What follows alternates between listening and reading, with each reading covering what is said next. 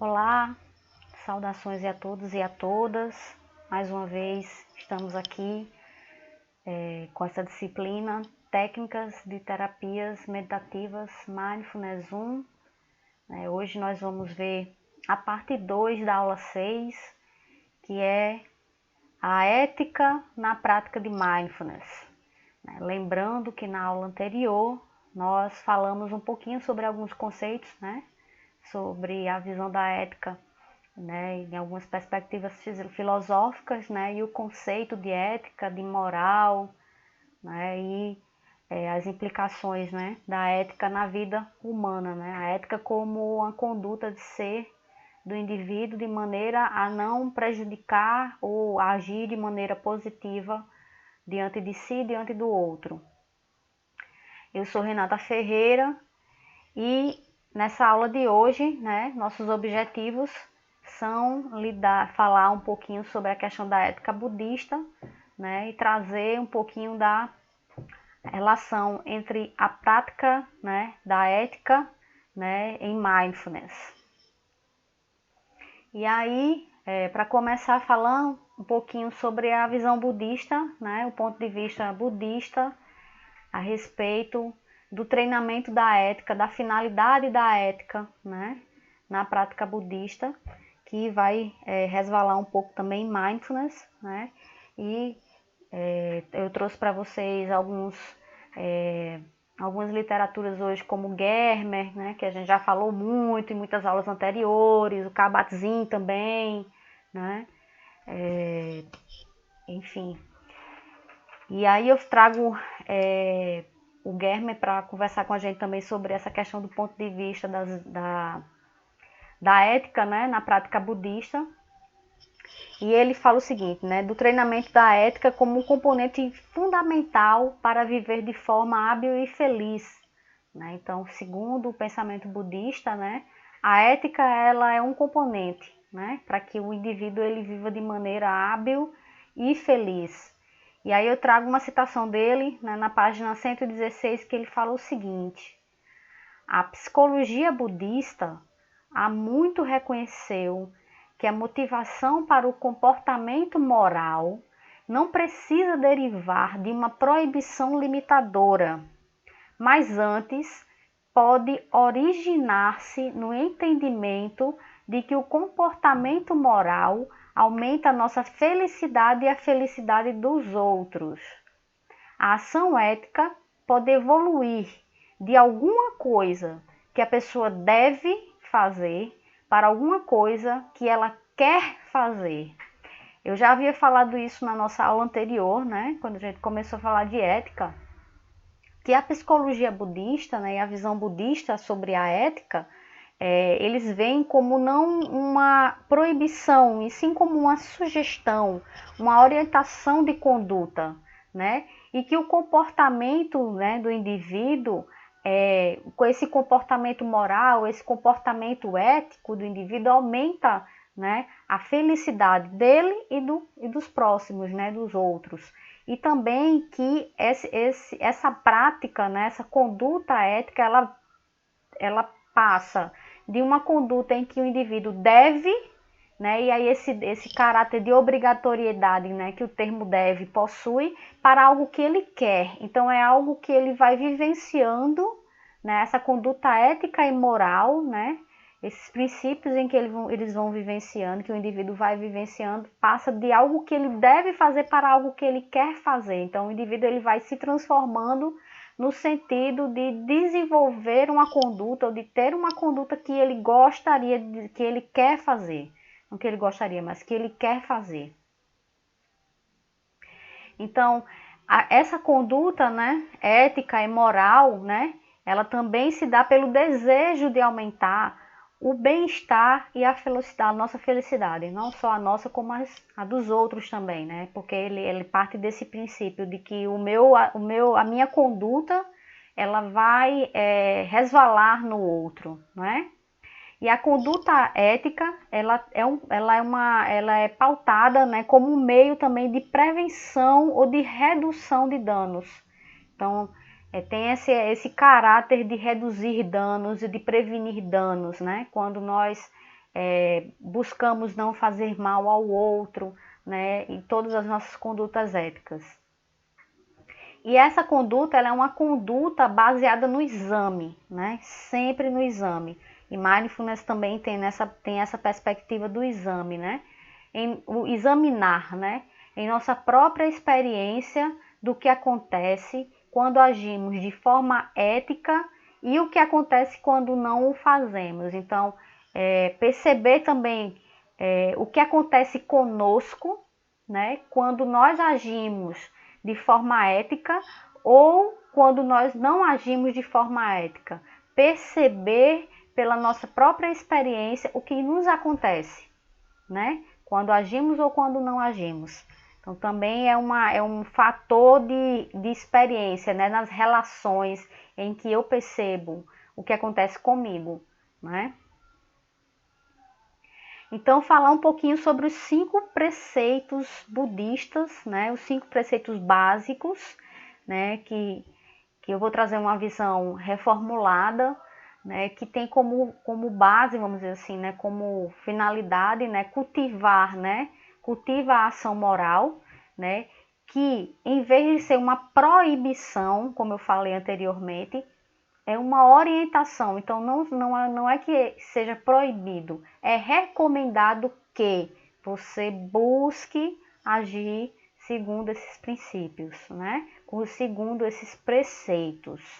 Então, esses preceitos, eles moldam, né, a nossa disciplina e, quando realizados, acalma a mente e desenvolve a sensibilidade moral, né? Acalma a mente, desenvolve a sensibilidade moral e nos permite também realizar práticas, como, por exemplo, a prática de Mindfulness, né? Quando nós estamos numa conduta ética, né, numa conduta moral, né, e nos sentimos bem, tudo flui, né? A prática de Mindfulness com a prática de Mindfulness não é diferente. E aí eu vou falar sobre esses 5 preceitos, né? Como eu falei, eu trouxe uma reformulação, né, do mestre Zen Thich Nhat Hanh, que ele fala o seguinte, né? Os 5 preceitos são os seguintes: abster-se de matar.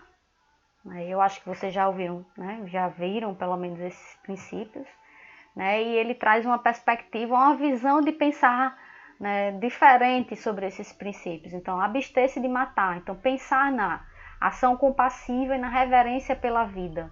Então, quando eu tenho reverência pela vida, né, eu vou me abster, por exemplo, de matar, né, o que quer que seja, né, desde um pequeno animal, enfim, né. Então, esse princípio de abster-me de matar significa que eu desenvolvo uma reverência pela vida, né? Essa perspectiva nos auxilia bastante a pensar, por exemplo, a refletir sobre esse preceito, né? Um outro preceito é abster-se de roubar, né? Preocupação com a justiça e a generosidade. Então, pensar nessa questão de ser justo e generoso, né? Abster-se de má conduta sexual. Então, ter a habilidade com a energia sexual, né? Quando eu pensar nessa questão da má conduta sexual, é perceber que eu devo manter um manejo, né, com a energia sexual. Abster-se de mentir.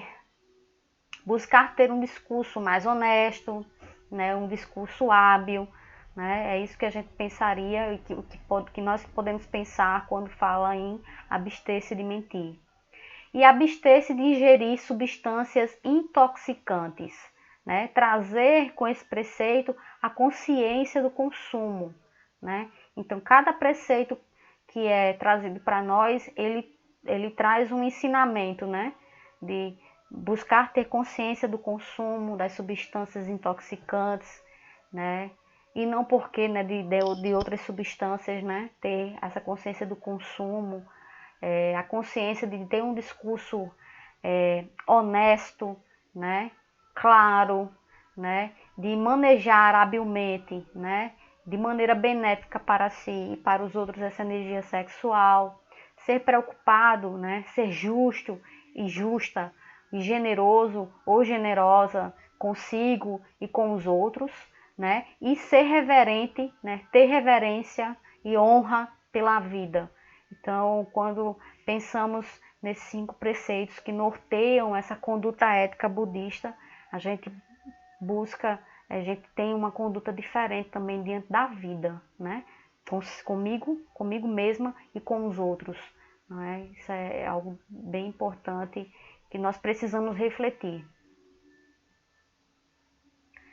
Realizar os preceitos, e aí eu trago uma citação do Germer, na página 117, que ela fala o seguinte: realizar os preceitos cria um efeito calmante, tranquilizante na vida da pessoa, o que auxilia na concentração. Então, esses preceitos, eles têm consequências, né?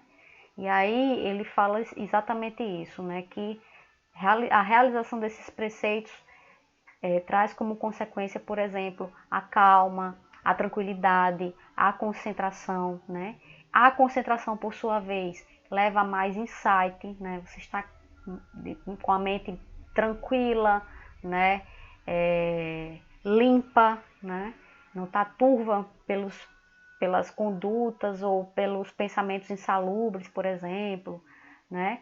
E aí, com o insight, você aprofunda e aperfeiçoa nossa compreensão dos preceitos, né? Então, é uma cadeia cíclica e as nossas capacidades de incorporar. Então, quanto mais eu realizo esses preceitos, mais tranquilidade, mais calma eu tenho, mais concentração, mais insight e mais compreensão dos próprios preceitos que eu vou realizando e que eu vou incorporando na vida. Então, é uma cadeia onde quanto mais eu realizo, mais clara, mais plena eu consigo desenvolver. Não só essas características, né, mas também eu consigo internalizar e viver de maneira plena também esses preceitos.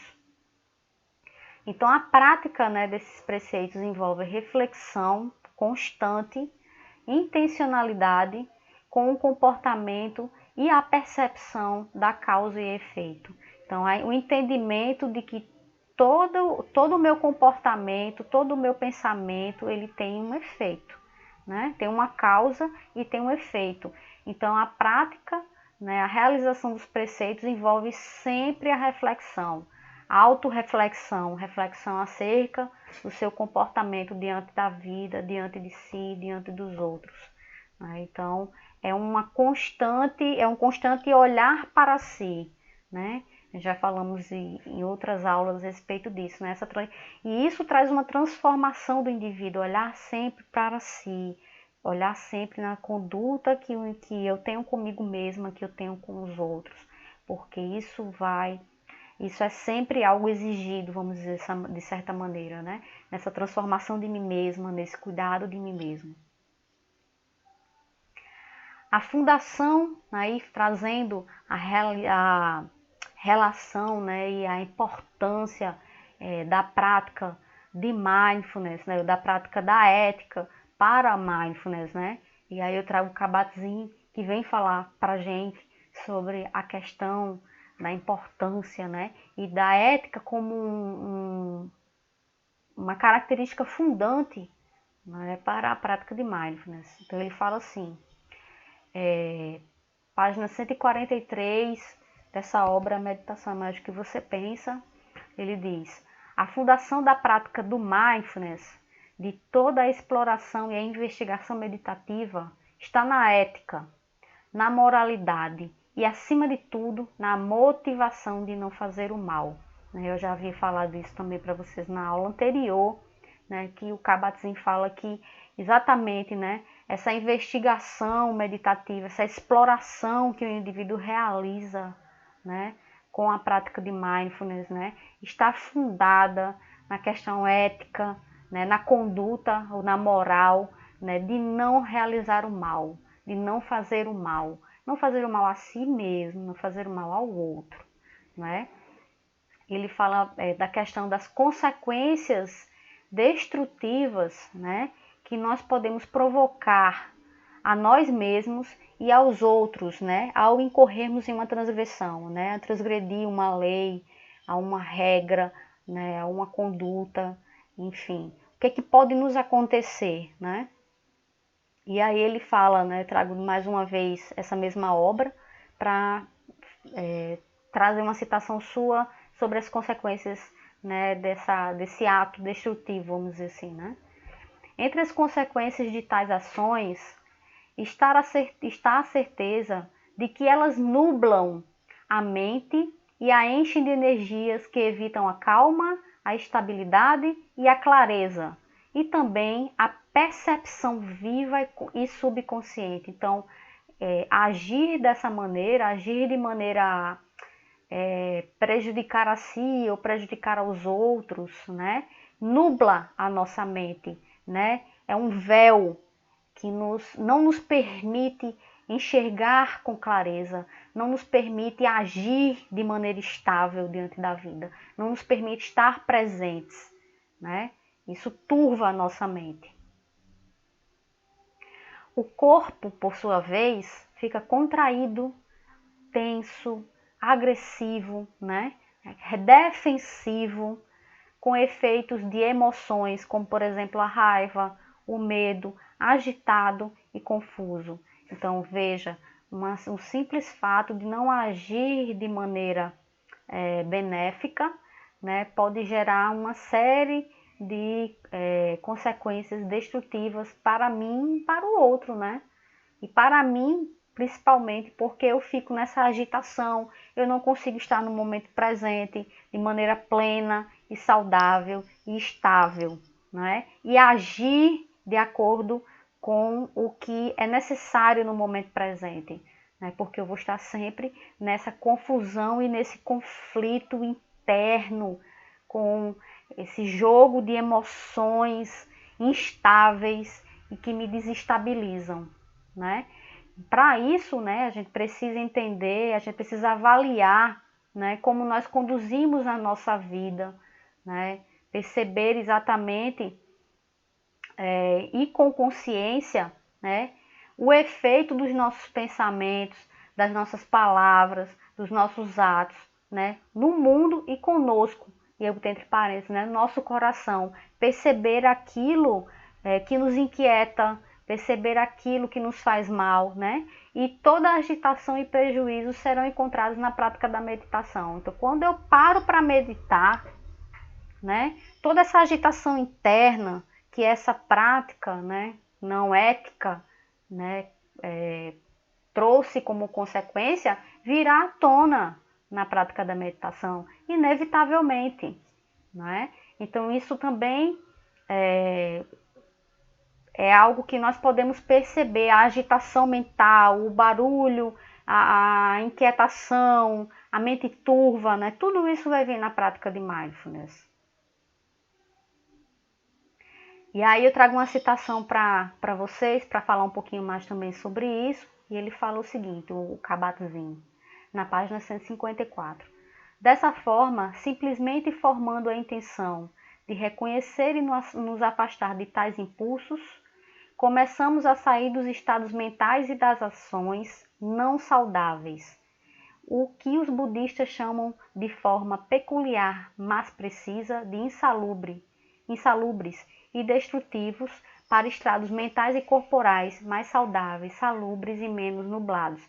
Então, estar consciente, né, com responsabilidade dos nossos pensamentos, das nossas ações, né, tendo a intenção de reconhecer e de nos afastar desses impulsos, né, na conduta, na busca ética, né, e boa, intencional, né, de nos afastar disso, é que nos vai permitir sair desse estado destrutível e insalubre para outro estado mais saudável, né? E aí o Kabat-Zinn fala de algumas características, né, como fundadoras ou como fundantes ou como bases, né, de uma vida ética e moral que podem ser desenvolvidas e, enfim, buscadas pelo praticante, por exemplo, de mindfulness, né? A generosidade, a confiabilidade, a gentileza, a empatia, a compaixão, a gratidão, a alegria pela sorte dos outros, a inclusão, a aceitação e a equanimidade. Então veja, características que fundam, né, que são a base para uma vida ética e moral, né? Ser generoso, né? Ser gentil, ter empatia, né, pelos outros, ter compaixão, ser grato ou ser grata, né? Se alegrar com o que acontece de bom com os outros, né? Com a sorte dos outros, né? Ser uma pessoa inclusiva, né? Incluir os demais, ter aceitação e equanimidade, uma das características que fundam essa vida ética e moral, segundo Kabat-Zinn. E aí o mindfulness, né, como uma alternativa para lidar, né, com esses estados mentais insalubres, né? Então, o que é que acontece quando você realiza essa prática de mindfulness, né? Você é sugerido que você leve consciência, né, levar consciência a esses estados, né? Em vez de ser totalmente consumidos, examiná-los e aprender com eles ou com elas, né, com essas situações, né, sobre as fontes do nosso sofrimento. Então, quando eu olho para esse estado que me causa mal-estar, que me causa essa confusão, né, eu posso identificar, né, eu posso aprender sobre as fontes que me causam sofrimento, né? Esses estados mentais nos ensinam como viver e como não viver, onde está a felicidade e onde não está. É outro aprendizado que nós podemos ter, né, ao observar esses estados mentais. Estou feliz com esse estado ou não, né? Como viver de maneira a ter felicidade, né? Reforçando esse estado ou saindo desse estado para um outro estado, né? E o mistério de como nossas ações no presente acabam influenciando e acontece depois do fluxo do tempo, ou influenciando o que acontece depois no fluxo do tempo e no espaço conosco e com os outros, que é a questão do karma, né? Entender que as nossas ações no momento presente, elas não só influenciam a nossa vida, mas podem influenciar também o que acontece com outras pessoas em um outro tempo, em um outro espaço, que é a história do karma, né? E para Kabat-Zinn é possível sim mudar o karma, né? Ao entrarmos no momento presente de forma aberta e com a intenção de estados mentais, né? Mais destrutivos para os mais saudáveis, né? Observando conscientemente, né? Aprendendo com aquele estado o que nos causa sofrimento, né? Aprendendo a viver com eles e alimentar também, né, nesse estado, né, de autoexame de si mesmo, né, na atenção plena, a motivações benevolentes, sustentar a consciência, compromisso e viver uma vida ética e moral por dentro e por fora, momento a momento. Então, quando eu faço isso, eu vivo de maneira mais plena, de maneira mais saudável, né, saindo desse estado destrutivo e entrando no estado mais saudável. E consciente e responsável, pleno pelas nossas ações e suas consequências. Ter consciência da responsabilidade das nossas ações, né? Então, ele fala que ética e moralidade não são somente votos sentimentais. Não é só palavra, né? Não são só palavras. É uma forma de viver, uma prática em si.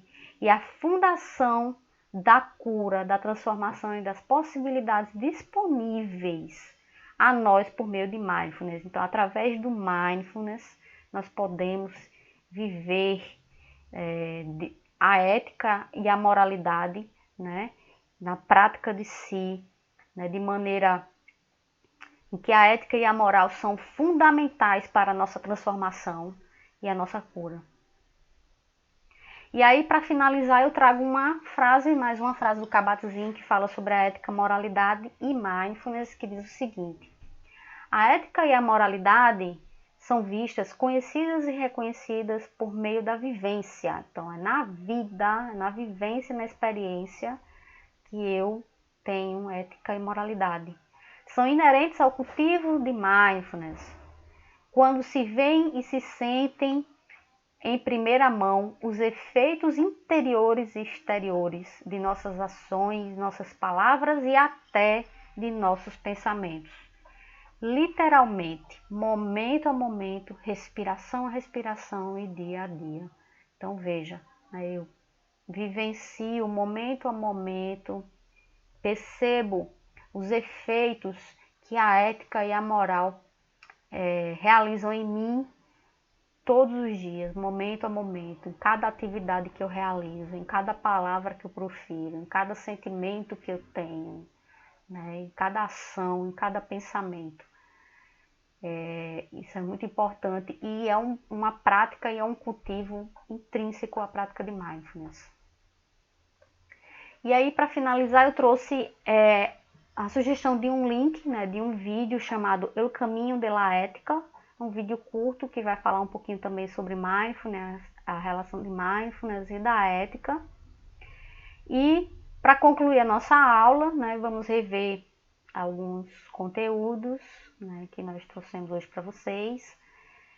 E o primeiro deles é a relação da ética budista, né, que tem como preceitos, né, a recomendação e não a proibição, né? Então a ética budista ela é uma ética pautada numa recomendação que busca a felicidade, né? O bem comum e o bem de todos, né? Que não é uma proibição, mas uma evolução do que o indivíduo deve para o que ele quer fazer, né? Então o cultivo dessa prática ética, né? Segundo o preceito budista, leva o indivíduo a sair desse estado de obrigação para ir um estado de que ele realiza as coisas, ele realiza os preceitos éticos porque ele quer, né? É uma de boa vontade, vamos dizer dessa maneira. Né? E aí falamos sobre os 5 preceitos, né? E a maneira em que a gente pode pensar, né? Quando nós realizamos esses preceitos, não é? E o mindfulness e a ética, né? A ética como a fundação, né? A motivação de não fazer o mal, né? E as consequências a nível mental e físico das práticas insalubres, como, por exemplo, a intranquilidade, né? A mente turva, inquieta, o corpo tenso, né?